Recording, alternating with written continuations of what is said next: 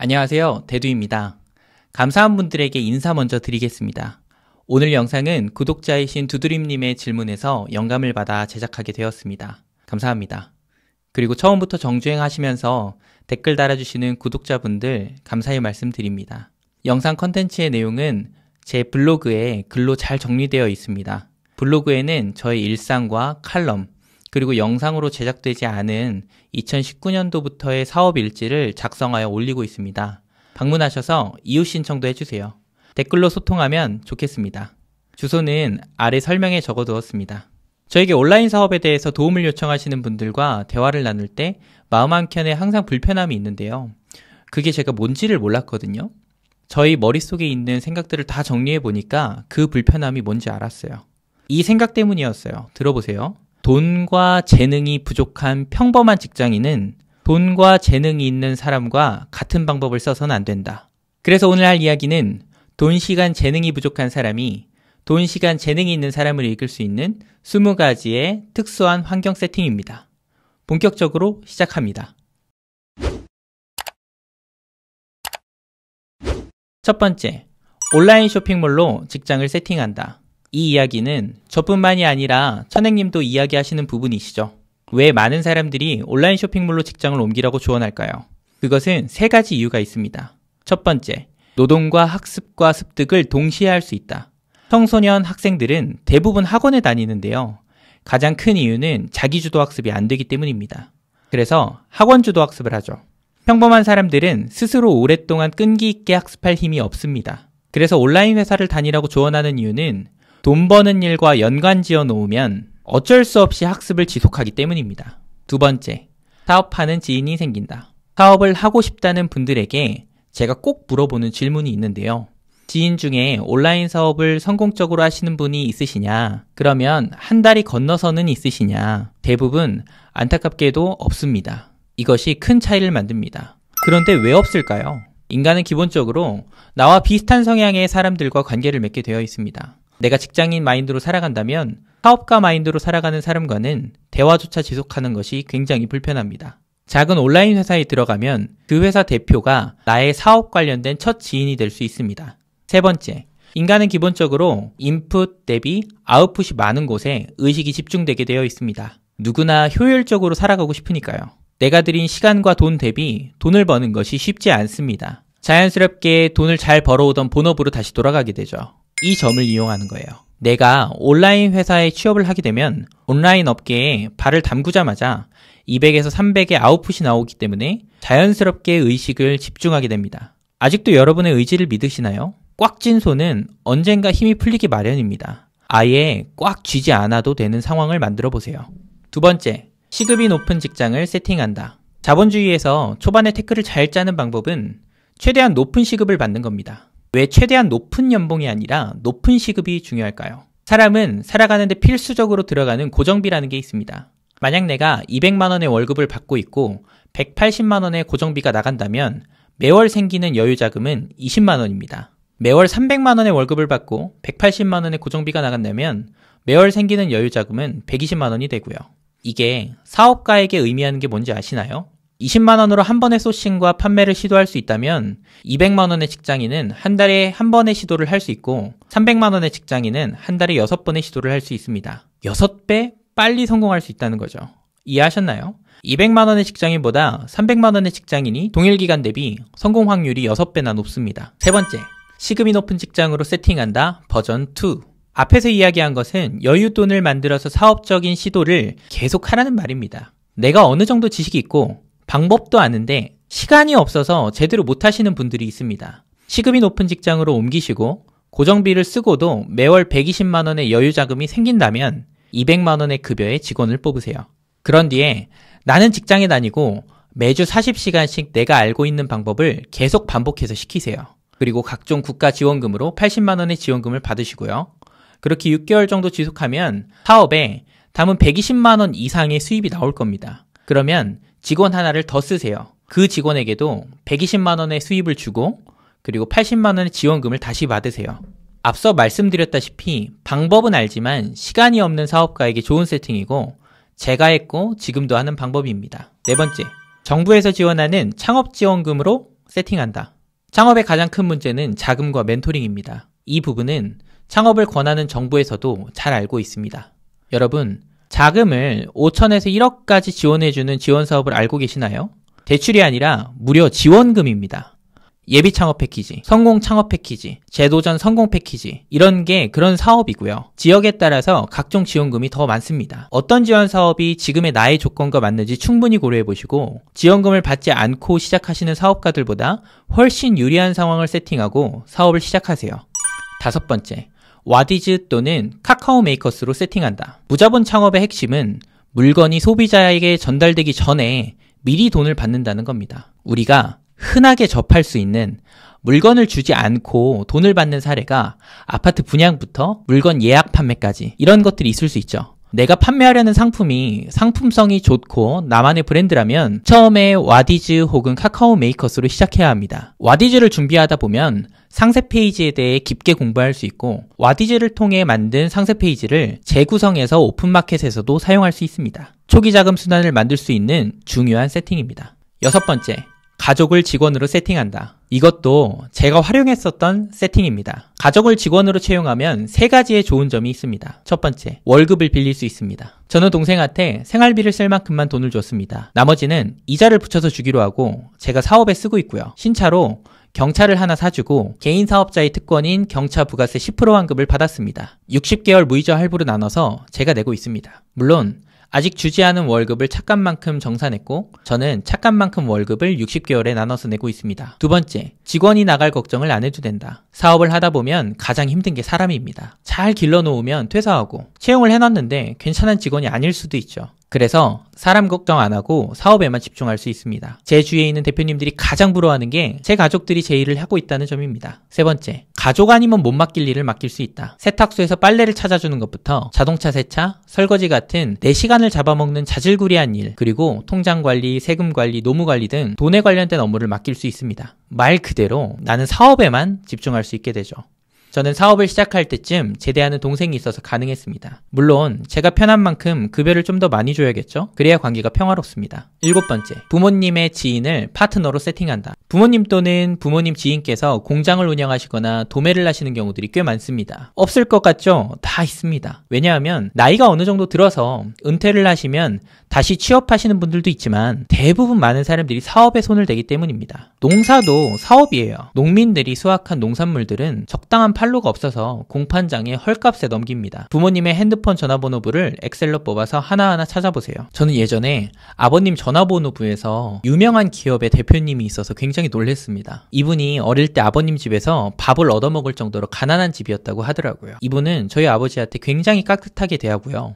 만약에 이분이 건설사 회장님이 아니라 물건을 갖고 있는 분이라면 저도 연락해봤을 것 같아요. 8번째, 소상공인 대출 2천만 원을 세팅한다. 직장인들이 받는 대출과 사업가들이 받는 대출의 방향은 다릅니다. 소비재를 사기 위해 대출을 한다면 말려야 되겠지만 사업의 시스템을 만들기 위해 대출을 해야 된다면 사업의 방향에 따라 대출을 받아서 시작하는 게 맞다고 생각합니다.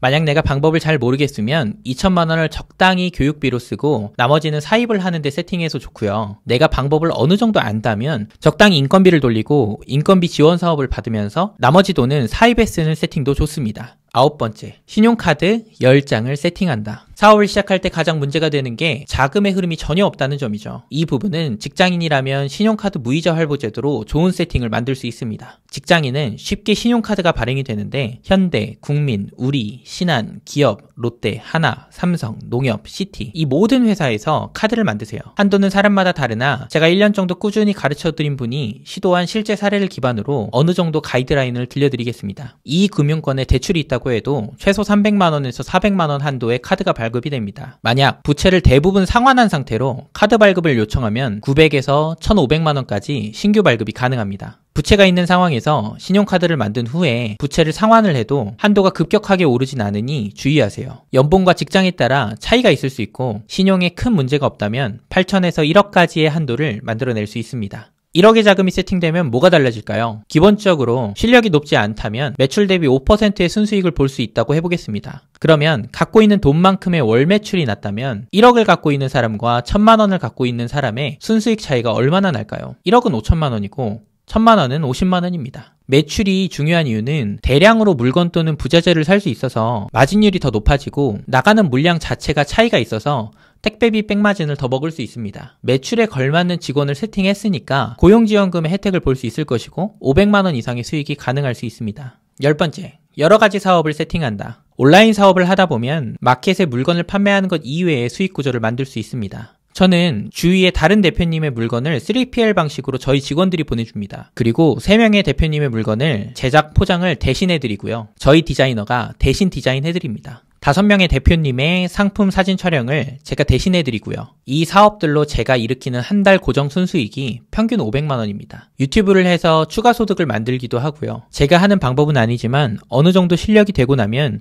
유료 컨설팅과 강의를 진행할 수 있습니다. 이 부분을 미리 목표를 정해서 계획을 짜보세요. 11번째, 소호 사무실에서 온라인 사업을 세팅한다. 이거는 작은 물건을 소싱했을 때 좋은 방법인데요. 소호 사무실은 장소가 협소하지만 촬영 스튜디오를 사용할 수 있고 택배비도 굉장히 저렴해요. 여러 가지로 비용을 줄일 수 있어서 수익률을 높일 수 있고 여기서 얻은 이득을 가격에 반영하면 됩니다. 그러면 남들보다 유리한 세팅으로 상품을 판매할 수 있습니다. 12번째, 소호 사무실을 창업해서 세팅한다. 지방에 있는 분들이 가능할 방법일 것 같습니다. 서울은 상가 임대료가 굉장히 비싸니까요. 지방이시라면 7, 80평대 사무실을 임대해서 가벽을 세우고 소호 사무실을 개업하면 좋습니다. 70평대 상가를 보증금 1000에 임대료 100 정도가 되는 70평대 상가를 얻으시고요. 그러면 장기적으로 온라인 사업자들이 들어와서 택배량이 저렴해져서 택배비에서 수익을 낼 수 있죠. 그리고 저는 넓은 사무실을 사용하면서도 2, 3명 정도만 이제 입점을 해도 사무실을 공짜로 사용할 수 있게 됩니다. 그리고 각종 사무실 비품을 구매해야 되는데 이게 생각보다 돈이 엄청나게 많이 들어요. 제가 써봐서 알아요. 온라인 사업을 하기 위해서 사무실에 들인 돈만 3천만 원 이상이니까요. 그래서 소호 사무실을 창업하기 위한 비품으로 생각하면 마음의 부담이 좀 줄어듭니다.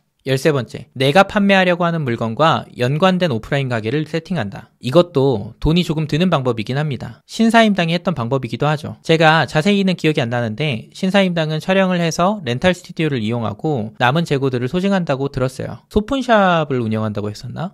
다른 예로는 원두를 볶는 로스팅하우스를 개업하고 오프라인 매출이 있는 상태에서 원두를 온라인으로 판매하거나 세계과자점을 운영하면서 과자를 온라인으로 판매하거나 고깃집을 운영하면서 고기를 온라인으로 보내는 겁니다. 14번째, 2천만 원을 대출받아 모든 교육을 들어 지식을 세팅한다. 가장 비싸지만 지식의 격차를 가장 빠르게 줄일 수 있는 방법입니다. 모든 유료 강의를 다 들어보는 거죠. 그리고 그곳에서 주장하는 방법들을 하나씩 실행해 보시고 가장 좋은 방법으로 자리를 잡습니다. 정다르크 님도 이런 이야기를 한 적이 있습니다. 그냥 10권 정도 책 보고 거기에서 실행해 보라고 하는 것을 다 시도해 보다가 되는 방법에 에너지를 집중한다고요. 15번째, 온라인에 존재하는 모든 영상을 다 보는 것을 세팅한다. 유튜브에 있는 정보를 모두 학습하는 거죠. 이건 제가 많이 권해드렸던 방법인데요. 왜 처음부터 다 봐야 되냐면 어설프게 아는 것만큼 위험한 것이 없습니다. 유튜브 한 사람을 대상으로 논문 하나 쓰신다고 생각하시고 모든 온라인 쇼핑몰 유튜브를 공부하세요. 어설프게 구글 알고리즘에 따라서 유튜브를 방황하시면 시간만 버립니다. 정보를 찾아 유튜브를 보지 마시고 온라인 사업을 하시는 유튜버분의 사람 자체에 집중을 해서 처음부터 끝까지 보세요. 그 사람을 만나서 이야기를 나눌 수 없으니까 그 사람이 바로 앞에서 나에게 조언해준다는 생각을 갖고 집중해서 보세요. 지금 제 영상도 침대에 누워서 아주 편하게 보고 계시지 않나요? 16번째, 오프라인 사업가에게 투자 제한을 세팅한다. 제가 이 세팅을 권하는 건 물론 돈도 돈이지만 사업가에게 내가 하려고 하는 온라인 사업을 투자 제한하려면 내가 하려는 사업을 설명해야 되잖아요. 투자 제한을 하기 위해서는 사업 계획서를 발표해야 되는데 한숨만 나올 겁니다. 내가 봐도 나에겐 투자를 안 할 것 같은데 빈틈도 너무 많고 모르는 것도 많고 경험도 없으니까. 내가 봐도 나한테 돈을 투자하기엔 빈틈도 너무 많고 모르는 것도 너무 많기 때문입니다. 아직도 지금처럼 하다 보면 언젠가 잘 팔리겠지 생각하시나요? 나의 문제를 발견하고 학습하여 보완하는 작업이 없는 반복적인 시도는 좋은 결과를 보기가 어렵다고 생각합니다. 아인슈타인이 이런 이야기를 했죠. 똑같은 일을 계속하면서 다른 결과를 예상하는 건 미친 짓이다. 17번째, 회사 내의 온라인 사업 부서 쪽으로 부서 이동을 세팅한다. 만약 회사의 보수가 굉장히 좋거나 내가 회사를 이직할 수 없는 상황이라면 최대한 온라인 사업과 연관된 부서로 부서 이동을 꾀해보세요. 지금 하는 일과 사업의 연관성을 높이면 좋습니다. 간단하게 식당 주방에서 근무하고 있다면 소비자와 직접 만나 소통할 수 있는 홀 직원으로 부서 이동을 하시고, 회사의 총무팀에서 일을 하고 계시다면 물건을 매입하는 구매팀으로 부서 이동을 하시고, 회사의 비서직에 있으시다면 마케팅 부서로 부서 이동을 하시면 됩니다. 18번째, 내가 롤모델로 삼은 회사의 대표가 지인이 되는 전략을 세팅한다. 저는 블루오션을 싫어합니다. 다들 블루오션 찾고 경쟁이 없는 시장을 찾죠. 그러나 경쟁이 없다는 건 먹잘 게 없다는 이야기이기도 합니다. 그러면 해당 카테고리에 훌륭한 성과를 내고 있는 회사가 없다는 거고, 저는 실력이 없는 상태로 누군가를 모방하거나 따라해야 되는데 롤모델을 삼을 만한 회사가 없다면 길을 잃을 확률이 굉장히 높아지죠. 제가 여러 사람들을 온라인 사업 무료 코칭을 했지만 롤모델이 있는 셀러는 단 한 명도 없었습니다. 다들 독자적으로 진행을 하죠. 그러면 한 번도 빠짐없이 그런 이야기를 합니다. 그런 사람을 어디 가서 만나냐고요. 들려드릴게요. 저는 이 방법 말고는 모릅니다. 첫 번째, 유튜브에 온라인 사업하는 분의 유튜브 열성팬이 되어서 오프라인 만남 기회를 얻는다. 두 번째, 블로그에 온라인 사업을 하는 분의 블로그 열성팬이 되어서 오프라인 만남 기회를 얻는다. 세 번째, 서점에 온라인 사업을 하는 사람의 책을 읽고 열성 팬이 되어서 오프라인 만남 기회를 얻는다. 롤모델의 팬이 되는 게 먼저입니다. 왜냐고요? 성공한 사람은 자신의 성공을 이야기하는 걸 굉장히 좋아합니다. 자, 오프라인 만남이 성사가 된 다음에는 이후부터 롤모델을 타겟팅하고 전략을 짜야 합니다. 내가 좋아하는 대표님의 열성 팬이 되고 이 대표님에게 이득을 주세요. 그게 감성적인 거든 금전적인 거든 무엇이든 간에요. 이건 각자 갖고 있는 장점이 다르니 생각해 보셨으면 좋겠습니다. 요즘 저에게 메일이나 DM으로 여러 가지 부탁들이 들어옵니다. 그런데 대부분 몇 개 안 되는 저의 영상을 처음부터 끝까지 보지 않고 영상에서 했던 내용을 다시 질문하시거나 시간 또는 금전적인 무리한 부탁을 하시는 경우가 있습니다. 저는 아무 이유 없이 저의 돈과 시간을 쓸 만큼 지금 여유로운 상황이 아닙니다. 제가 당신을 도울 최소한의 이유를 만들지 못했다면 무리한 부탁을 하지 말아주세요. 그러면 관계를 지속하기가 어렵습니다. 19번째, 온라인 사업 대표들과 카르텔을 세팅한다. 국민청원이 강력한 이유는 다수가 모였을 때 힘을 발휘하기 때문입니다. 국회의원들이 원하는 건 국민들의 표고 많은 국민들의 이의 제기를 무시할 수 없죠. 대표들이 모이면 무슨 일이 벌어질까요? 온라인 쇼핑몰들은 부자재라던가 택배회사 등 반드시 써야 하는 물건과 서비스가 있습니다. 그러면 단편적으로 생각해 볼게요. 다들 한 번에 한 택배사로 옮기면서 택배회사와 딜을 볼 수 있습니다. 10개의 온라인 쇼핑몰의 택배를 땡땡 택배사에게 몰아주겠다. 얼마에 해주겠냐? 당연히 엄청 저렴해지겠죠? 저 또한 이 방법으로 2,300원이던 택배비가 지금은 1,700원입니다. 20번째, 나의 외모가 출중하거나 내 강아지의 외모가 출중하다면 SNS를 본격적으로 세팅해라. 만약에 나는 판매하고 리스팅하고 하는 게 너무너무 힘들다. 그런데 외모는 출중하거나 내 강아지의 외모가 출중하다면 SNS와 유튜브를 본격적으로 해보세요. 그렇게 구독자 혹은 팔로우가 10만 명 정도 된다면 말 안 해도 아시겠죠? 2배가 비싸도 삽니다. 강아지를 안 키워도 사고요. 여성용품이어도 남자가 삽니다. 사서 여자친구 줍니다. 여자친구 없으면 엄마 줍니다. 왜? 팬이니까요. 자, 끝. 오늘 영상은 제 속이 좀 후련해지는 영상입니다. 돈도 없고 시간도 없는데 남들과 똑같이 하면 안 됩니다. 뭔가 더 남들보다 유리한 상황을 만드셔야 합니다. 오늘은 나를 좀 더 성공에 유리한 상황을 만드는 20가지의 방법이었습니다. 이 영상의 내용은 잘 정리가 돼서 블로그에 글과 자료로 작성이 됩니다. 카드뉴스로 페이스북이나 인스타에도 올라가고요. 각 매체의 주소는 아래 설명란에 적어두었습니다. 오늘 영상이 좋으셨다면 댓글로 여러분의 마음을 표현해주세요. 현재 여러분이 저와 가까워지는 가장 쉽고 효과적인 방법은 댓글로 소통하는 겁니다. 감사합니다.